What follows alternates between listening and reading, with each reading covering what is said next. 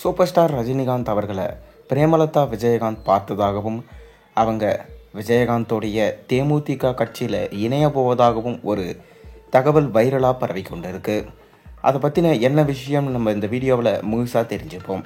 அதாவது ரஜினிகாந்த் தொடர்ந்து படங்களில் பிஸியாக நடிச்சிட்டு வராரு. அவர் அரசியலில் வருவார் என அனைத்து தமிழக மக்களும் எதிர்பார்த்தாங்க. ஆனால் கடைசி நேரத்தில் ரஜினி தன்னுடைய வயதின் காரணமாகவும் களப்பணியில் இறங்கி வேலை செய்ய முடியாததன் காரணமாகவும் என்னால் அரசியலில் இனி வர முடியாதுன்னு சொல்லிட்டு ஒதுக்கிட்டாரு. இதனால் மக்கள் ரொம்பவே ஏமாற்றம் அடைஞ்சாங்க.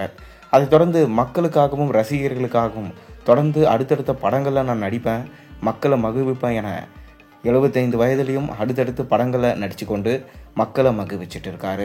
அப்படி அவர் நடிப்பில் சமீபத்தில் வெளியான படம் கூலி, அதை தொடர்ந்து இப்போ ஜெயிலர் 2 படத்தில் பிஸியாக நடிச்சிட்டு இருக்காரு.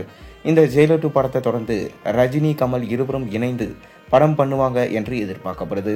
இன்னொரு பக்கம் திமுகவுக்கு தான் ரஜினி அவர்களுடைய சப்போர்ட் இருக்கு என ஒரு சிலரால் சொல்லப்பட்டு வருது.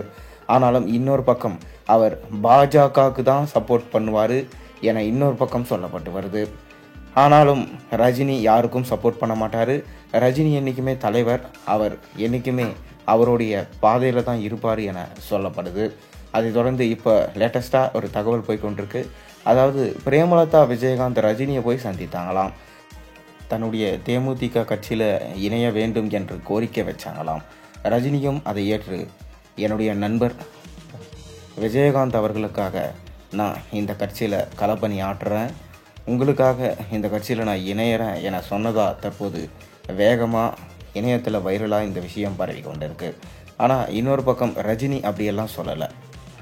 ரஜினியை போய் அவங்க சந்தித்தாங்க, நட்பு ரீதியாக சில விஷயங்கள் பேசி கொண்டாங்க, அதுதானே தவிர அரசியல் ரீதியாக எந்த விஷயத்தையும் அவங்க பகிர்ந்து கொள்ளலை அப்படின்னு இன்னொரு பக்கம் செய்திகள் பரவி கொண்டு தான் இருக்குது. எது எப்படி இருந்தாலும் கூடிய விரைவிலே இந்த 2026 சட்டமன்ற தேர்தலில் ரஜினி அவர்கள் விஜயகாந்துக்கு சப்போர்ட் பண்ணுறாரா, தேமுதிகவில் இணைந்து களப்பணி ஆற்றாரான்றதை நம்ம பொறுத்து இருந்து தான் பார்க்கணும். அப்படி இல்லை என்றால் ரஜினியோடைய சப்போர்ட் யாருக்கு என்பதை நம்ம பொறுத்து இருந்து பார்ப்போம். நீங்கள் என்ன நினைக்கிறீங்க? உங்கள் கருத்துக்களை மறக்காம கீழே கமெண்ட்டில் சொல்லுங்கள். மேலும் சேனலில் போடுற ஒரு வீடியோஸும் மறக்காம சேனல் சப்ஸ்கிரைப் லைக் பண்ணுங்கள், பெல் ஐக்கனை ப்ரெஸ் பண்ணுங்கள். அப்போ தான் போடுற வீடியோஸ் எல்லாம் நோட்டிஃபிகேஷனாக வந்து சேரும்.